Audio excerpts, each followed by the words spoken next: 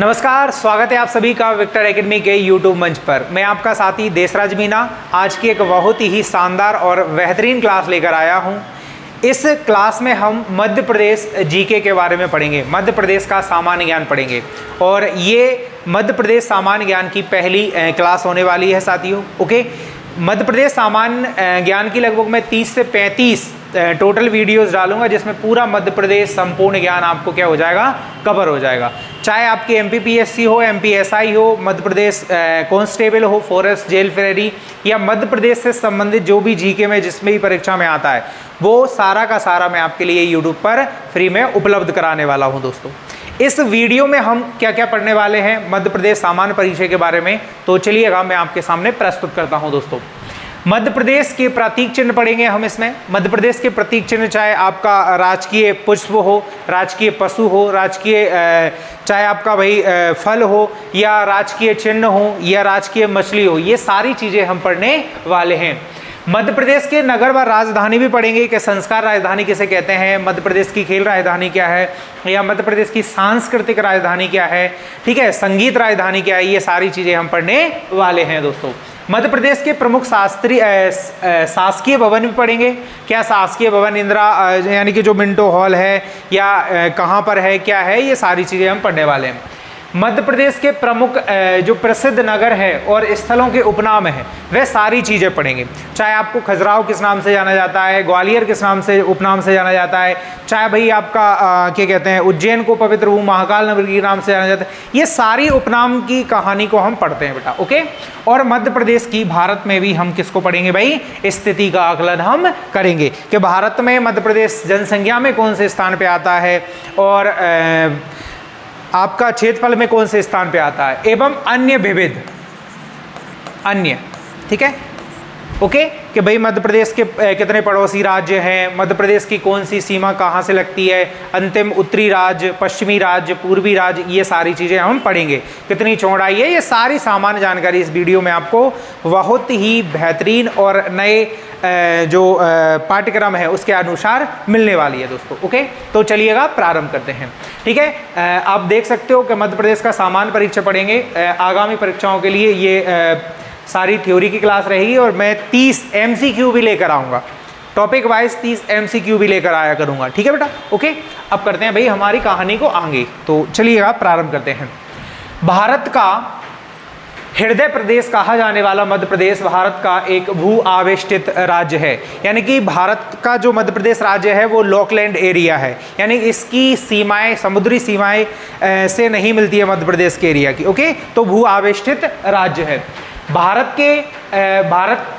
के मध्य में स्थित प्रदेश मध्य प्रदेश गोंडवाना लैंड का क्या है, एक गोंडवाना लैंड का जो हिस्सा हुआ करता था उसका ही मध्य प्रदेश क्या है बेटा, भाग है। ओके, गोंडवाना लैंड का ये पता होना चाहिए कि मध्य प्रदेश किसका भाग है, गोंडवाना लैंड का क्या है, भाग है, उसकी भूमि है।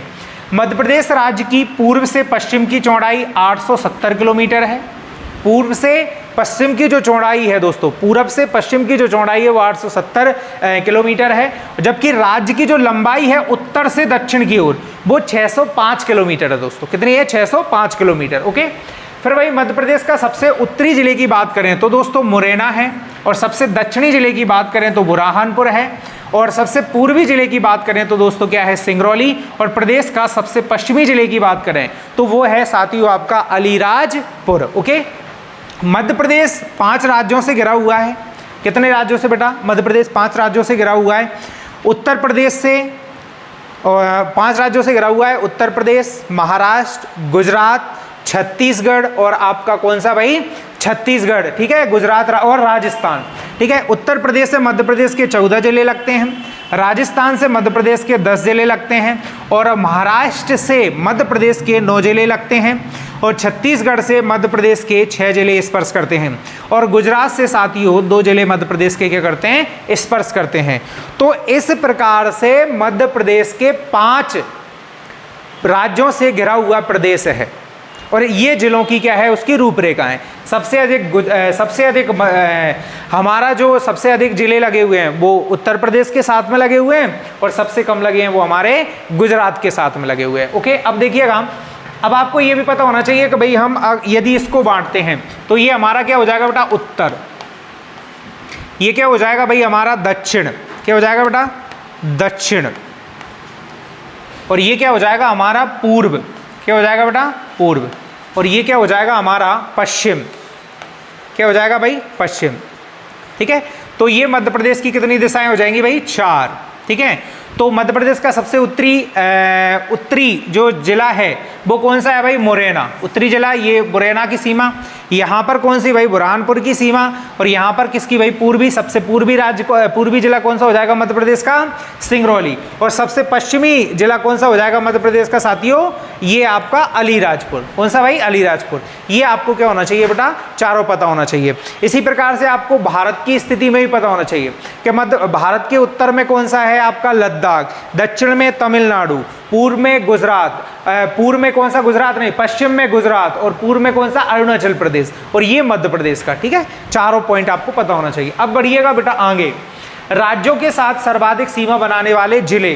ठीक है, अलीराजपुर सबसे ज्यादा गुजरात के साथ में क्या बनाता है बेटा सीमा बनाता है, यानी कि अलीराजपुर हम यहाँ पे देखेंगे तो हमारा इस तरह पश्चिम में क्या आ जाता है गुजरात आ जाता है। ओके, अलीराजपुर किसके साथ सबसे ज्यादा सीमा बनाता है गुजरात के साथ में। नीमच बनाता है दोस्तों राजस्थान के साथ में सर्वाधिक सीमा। ओके, और निमाड़ी उत्तर प्रदेश के साथ में बनाता है, और अनूपपुर हमारा छत्तीसगढ़ के साथ में, और बैतूल महाराष्ट्र के साथ में सर्वाधिक सीमा बनाने वाले मध्य प्रदेश के जिले हैं दोस्तों। ओके, अब बढ़ते हैं हम आगे की ओर। उम्मीद कर रहा हूं ये छोटी सी चीजें आपको समझ में आ रही होगी। ओके, अब देखिएगा भाई हम पढ़ते हैं मध्य प्रदेश राज्य के राजकीय प्रतीक। क्या पढ़ते हैं दोस्तों मध्य प्रदेश राज्य के राजकीय प्रतीक। इसमें हम सारी चीजें पढ़ेंगे, चाहे राजकीय चिन्ह हो, राजकीय खेल हो, राजकीय फल हो, राजकीय वृक्ष, राजकीय नाटक, पशु, पुष्प, नृत्य, मछली, नदी, गान या पक्षी, ये सारी चीजें हम पढ़ने वाले हैं दोस्तों। ओके, तो देखिएगा अब बात करते हैं राजकीय पुष्प की। किसकी बात करते हैं दोस्तों कि मध्य प्रदेश का राजकीय पुष्प क्या है।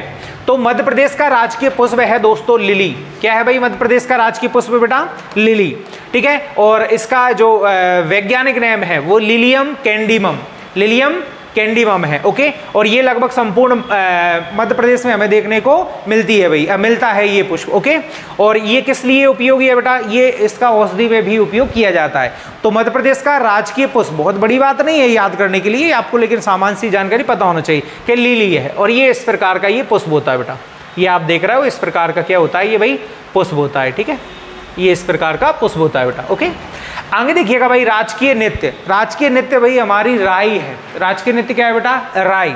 ओके, ये मुख्य क्षेत्र बुंदेलखंड, बुंदेलखंड एरियाज में ये मूलतः हमें देखने को मिलता है भाई। अब कब देखने को मिलता है बेटा, ये प्रत्येक शुभ अवसर पर तथा श्रृंगार एवं शौर्य का सुंदर मेल, जब भी भाई कोई विवाह, ठीक है, या बच्चा का जन्म लेने पर, बच्चे बच्चियों का जन्म लेने पर, तब ये शुभ अवसर पर ये हमें देखने को मिलता है। अच्छा, इसमें पात्र कितने होते हैं भाई, एक होता है जो संगीत वादन करता है, यानी कि उसे विदूषक कहा जाता है, और नित्यांगना जो नाचने वाली जो नित्यांगना होती है वो क्या होती है भाई बेडनी शब्द से उसे उपयोग करते हैं। ये आप देख सकते हो बेटा। ओके, आगे देखिएगा भाई नेक्स्ट राज्य पक्षी। कौन सा बेटा राज्य पक्षी। तो मध्य प्रदेश का राज्य पक्षी दूधराज है। क्या है बेटा मध्य प्रदेश का राज्य पक्षी दूधराज। इसे साहा बुलबुल के नाम से भी जाना जाता है। क्या नाम से, साहा बुलबुल के नाम से भी जाना गया है भाई, साहा बुलबुल के नाम से भी जाना गया है।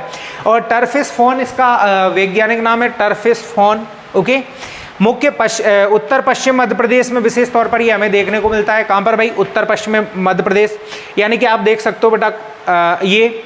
और सरदारपुर अभ्यारण्य, यानी कि सरदारपुर अभ्यारण्य कहाँ पर है भाई, ये हमारा धार जिले में है। इसमें ये पक्षी ये आप देख रहे हो बेटा। ठीक है, इस तरह का कौन सा भाई साहा बुलबुल। तो उम्मीद करता हूँ ये 3 प्रतीक चिन्ह आपको समझ में आ गए होंगे। ओके, अब बढ़ते हैं भाई आगे की ओर बेटा। राज्य खेल। कौन सा खेल भाई राज्य खेल, यानी कि प्रदेश का जो राजकीय खेल है वो क्या है। तो प्रदेश का राजकीय खेल यानी कि मध्य प्रदेश का है दोस्तों मलखंभ। क्या नाम से जाना जाता है मलखंभ। और मलखंभ के लिए उज्जैन में क्या है भाई मलखंभ अकादमी है। क्या है बेटा मलखंभ क्या है अकादमी है। ओके,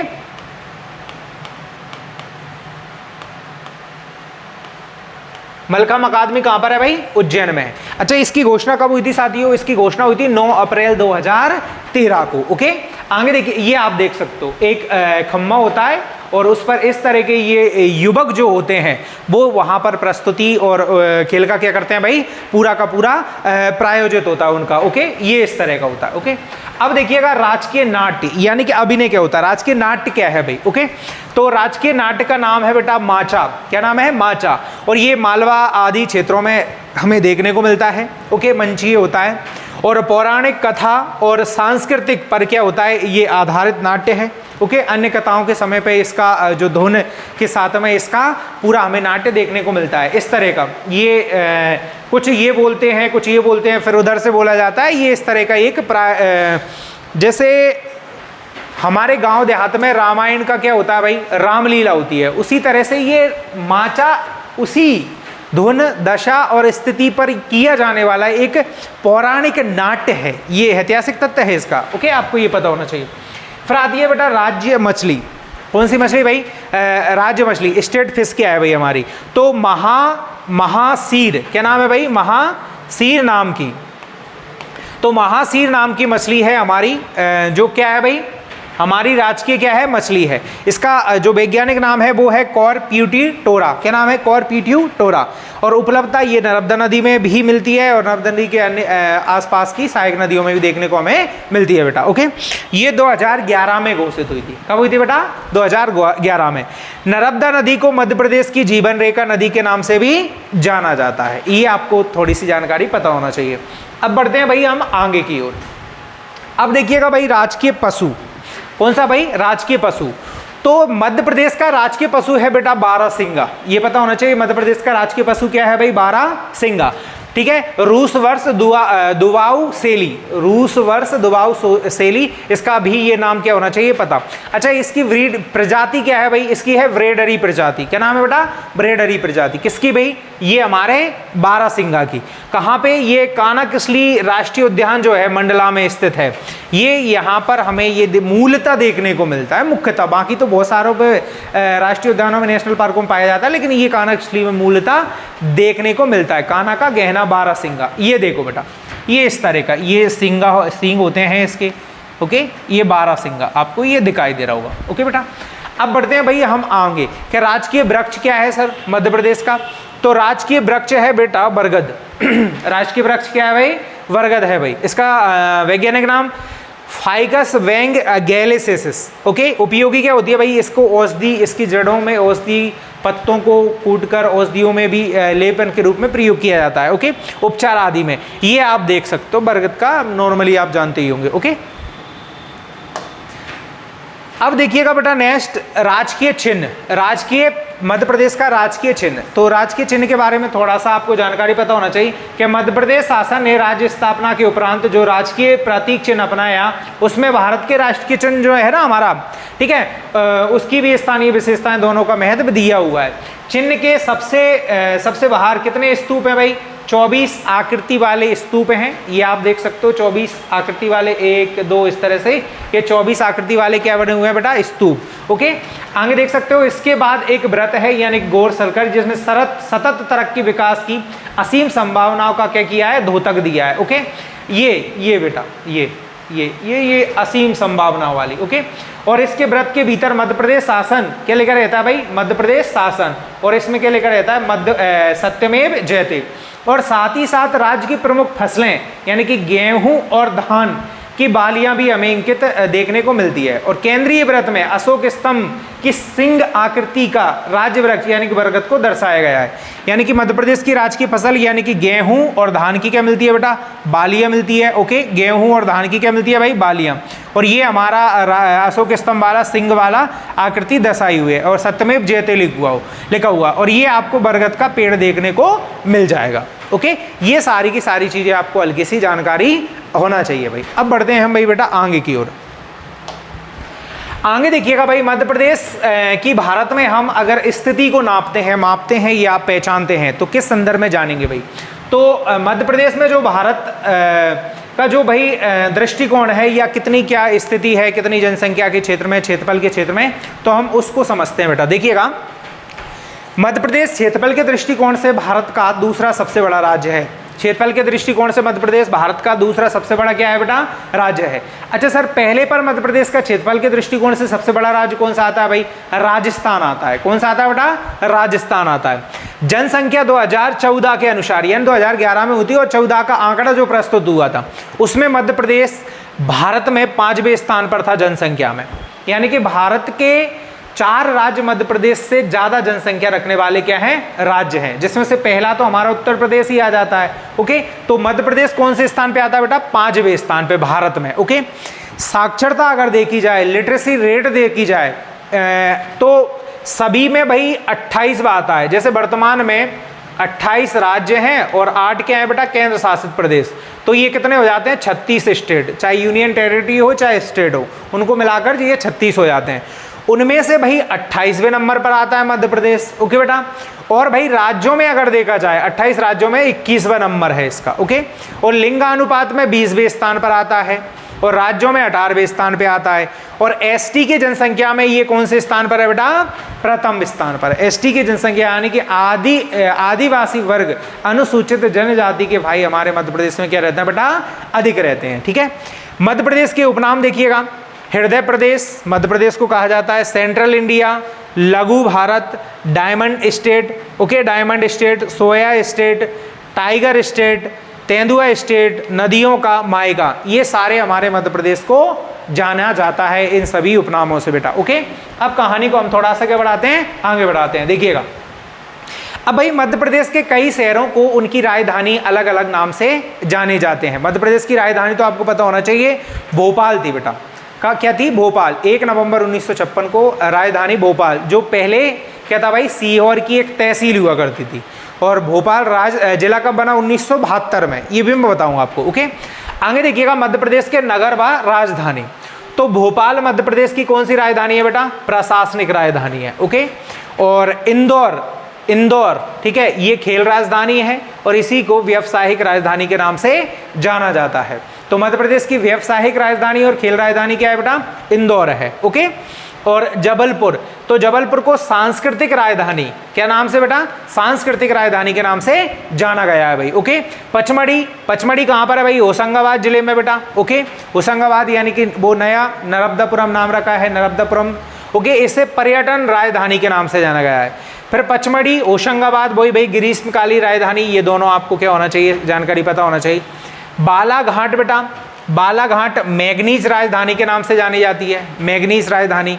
मैयर को भाई संगीत राजधानी के नाम से भी जाना जाता है। अच्छा भाई, मैयर अभी भाई किससे हटा है, ये भी पता होना चाहिए। 3 नए जिले बने हैं, छिंदवाड़ा से आपका पांडुर्णा, ठीक है, सतना से मैयर, और रीवा से मऊगंज, ये 3 जिले 2023 में बने हुए हैं। तो मैयर को संगीत राजधानी के नाम से जाना जाता है। सिंगरौली को ऊर्जा राजधानी, सिंगरौली का एक शहर है छोटा सा बैडन, ठीक है, तो सिंगरौली को ऊर्जा राजधानी के नाम से जाना जाता है। उम्मीद करता हूं ये मध्य प्रदेश के नगर व राजधानी आपको याद हो गए होंगे दोस्तों। ओके, अब बढ़ते हैं, कहानी को थोड़ा सा हम आगे बढ़ाते हैं।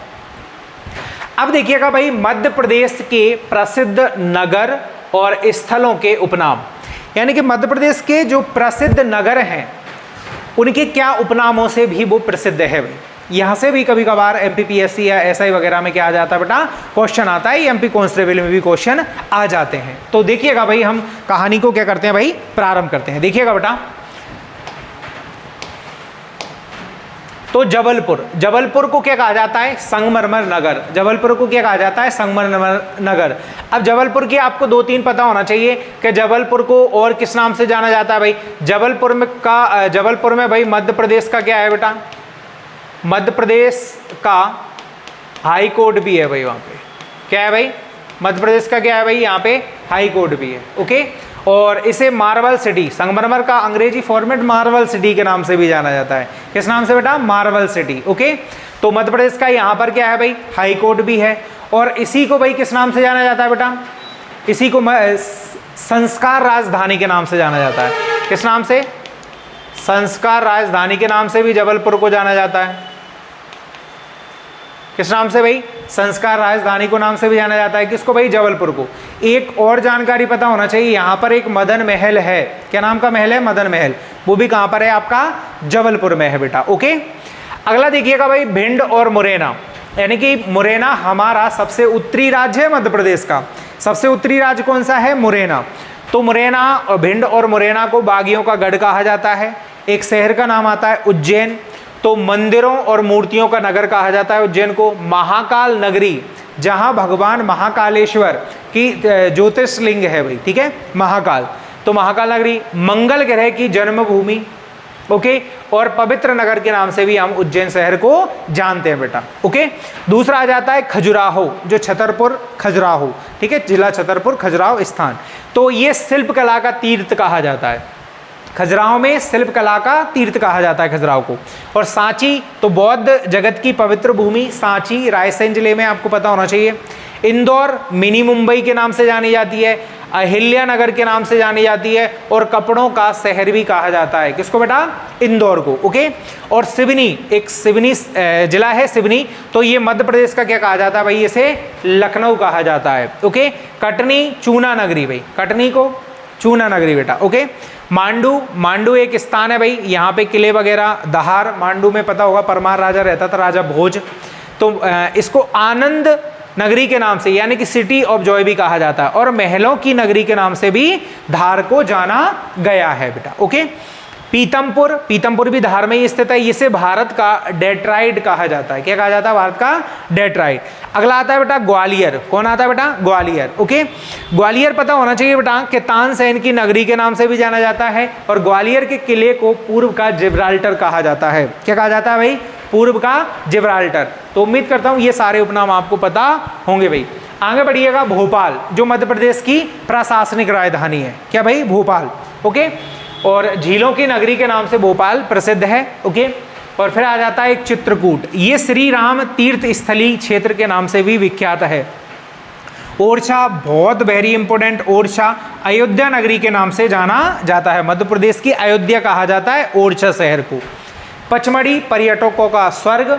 बुरहानपुर, जो बुरहानपुर, ठीक है, गजेड़ियों का स्वर्ग। किनका स्वर्ग बेटा? गजेड़ियों का स्वर्ग कहा जाता है बुरहानपुर को। खंडवा और खरगोन को सुनहरे जिले कहा जाता है, यानी कि कपास की खेती अत्यधिक मात्रा में होने के कारण यहाँ पे सुनहरे जिले। रीवा, ओके बेटा, सफ़ेद शेरों की भूमि।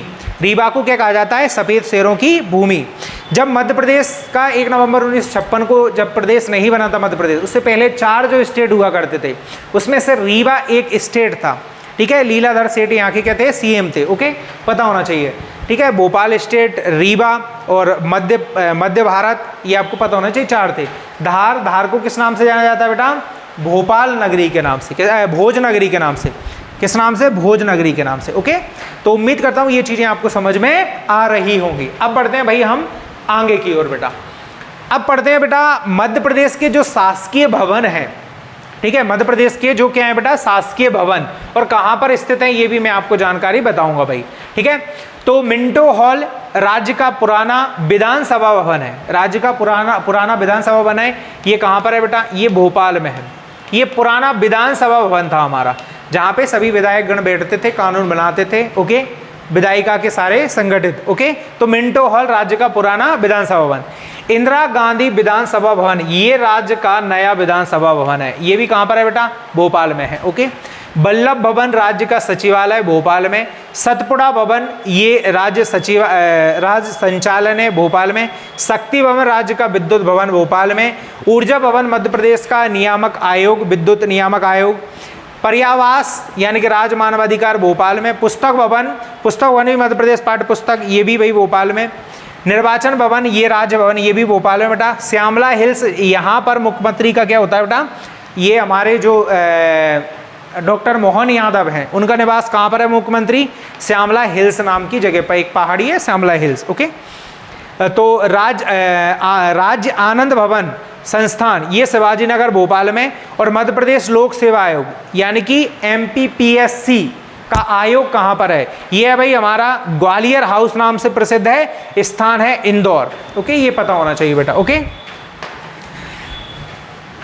ओके। उम्मीद करता हूँ आपको ये वीडियो अच्छी लगी होगी बेटा, ओके। अंततः एक ही बात कहूँगा बेटा, सुनिएगा कि हर दिन एक नया मौका है निखरने का, सीखने का और खुद को फिर से परिभाषित करने का, ओके।